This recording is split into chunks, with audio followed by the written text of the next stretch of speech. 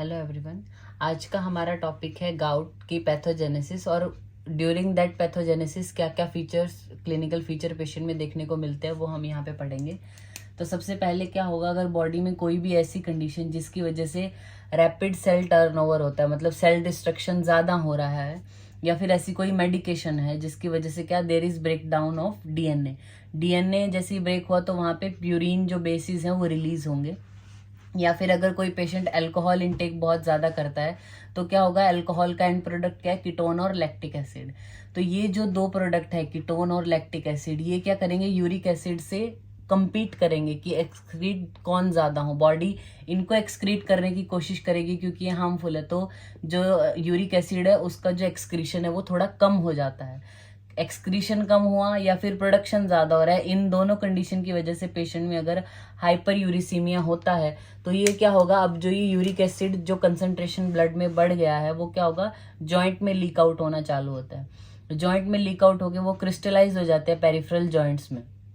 Peripheral joint में भी सबसे पहले जो रिपीटिव ट्रॉमा होता है वो फर्स्ट मेटाटार्सोफेरेंजियल जॉइंट जो बिग टो है वहां पे होता है, क्योंकि वो मोस्ट वेट बियरिंग जॉइंट है एक तरीके से। पैर में क्या है, जो हमारे 5 जो टोज है उनमें जो बिग टो है वो सबसे ज्यादा वेट बियर करता है, तो वहां पे होगा। या मेनली जो कूलर एरियाज है, मतलब पेरिफेरल जो जॉइंट्स हैं उनमें ज्यादा होने के चांसेस है। तो सबसे ज्यादा जो चांसेस है वो बिग टो में, उससे थोड़े कम ankle joint, then knee joint and then wrist.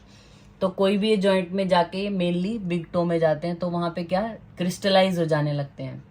Then there is activation of complement cascade, जो इम्यून सिस्टम है बॉडी का वो एक्टिवेट हो जाता है कि कुछ तो अलग बॉडी में उस जगह पे आया है, तो वो एक्टिवेट हुआ तो वहां पे क्या हुआ, ल्यूकोसाइट कीमोटेक्सिस हुआ, ल्यूकोसाइट्स आना चालू हो जाएंगी। तो जो न्यूट्रोफिल हैं अब क्या करेंगी, इस क्रिस्टल को फैगोसाइटोस करना चालू करेंगे, उसको खाना शुरू कर देंगे क्योंकि वो उस जगह पे नहीं होना चाहिए, तो उसको फैगोसिटाइज कर देंगी, जिसकी वजह से जो यूरिक इस टाइम पे अगर हम पेशेंट का जॉइंट जो साइनोवियल फ्लूइड एनालिसिस कराते हैं तो उसमें यूरिक एसिड क्रिस्टल देखने को मिल सकते हैं।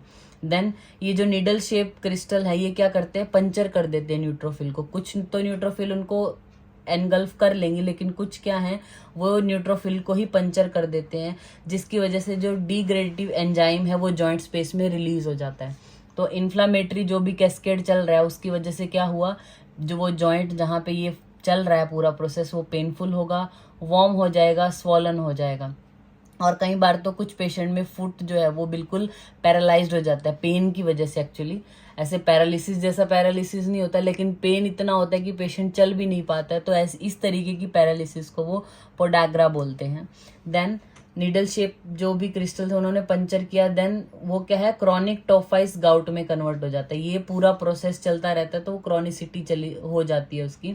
तो ये ईयर्स तक ये जो यूरिक एसिड क्रिस्टल है, अब ये क्या होते हैं, जो ए वैस्कुलर स्ट्रक्चर है उनमें भी एम्बेड करना चालू कर देते हैं, जैसे कि टोफाई जहाँ पे ईयर कार्टिलेज है, टेंडन्स है, बरसाज है, वहां पे भी जाके जो है वो रिसाइड करना चालू कर देंगे। तो कोई भी ऐसी कंडीशन जिनसे प्रोडक्शन ज़्यादा हो यूरिक एसिड का, एक्सक्रीशन कम हो जाए, तो ये यूरिक एसिड बढ़ के जॉइंट में लीक आउट होने लगता है। जॉइंट में लीक आउट होने के बाद वहाँ पे इन्फ्लामेटरी प्रोसेस चालू होगा।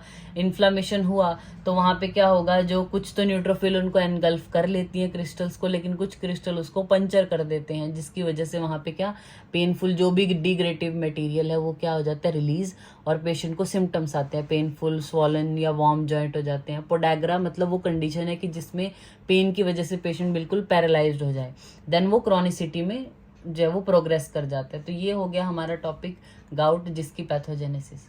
Thank you.